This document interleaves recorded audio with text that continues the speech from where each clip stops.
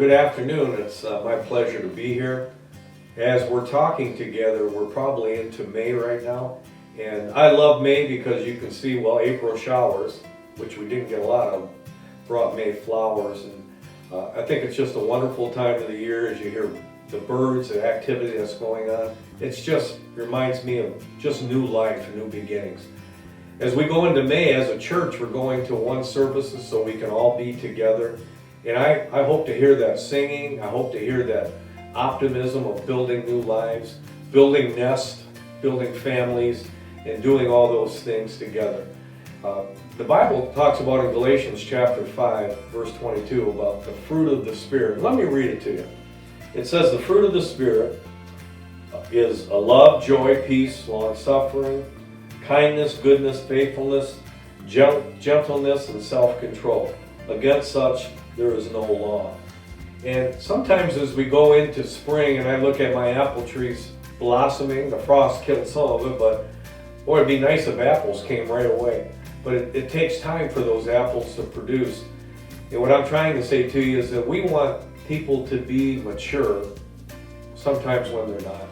And we want it instantly. You know, as it takes the apple tree the whole year, it takes all kinds of weather, watering, fertilizers, etc. Storms come in, and the apples start out and they ripen, and sooner or later in the fall they're good to eat.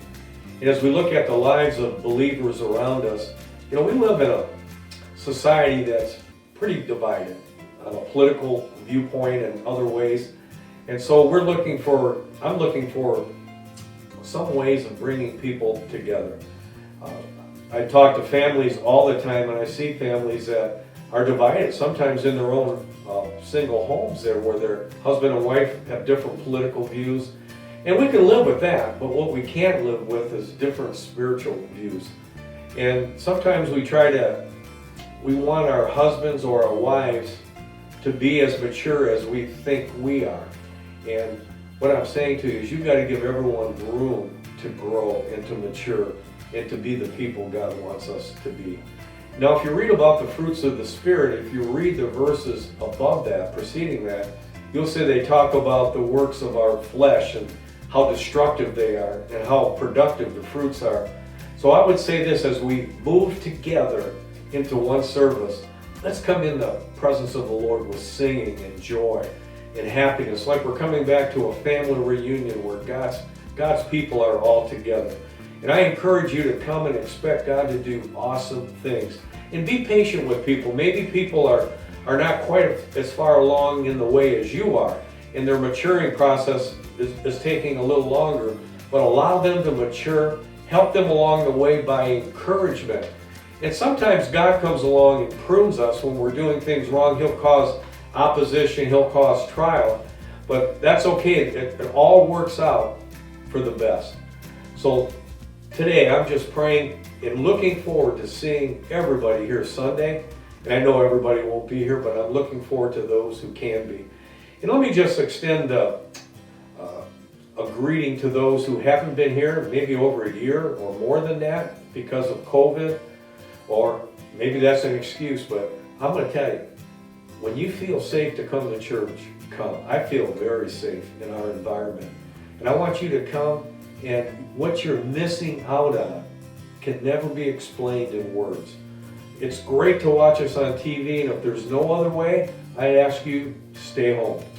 I would even say to those that I think I had kind of allergies, so I stayed home Wednesday because I was coughing, and I didn't want to be a nuisance to anybody. I didn't want anybody to think I was spreading germs. So I would say to everybody, if you've got a cough, if you sound like you got something, stay home and enjoy it. But if you are able, come into the presence of the Lord and enjoy His presence, enjoy the presence of the saints, and watch what God can do. I have a great expectation of this springtime that God's going to do something awesome.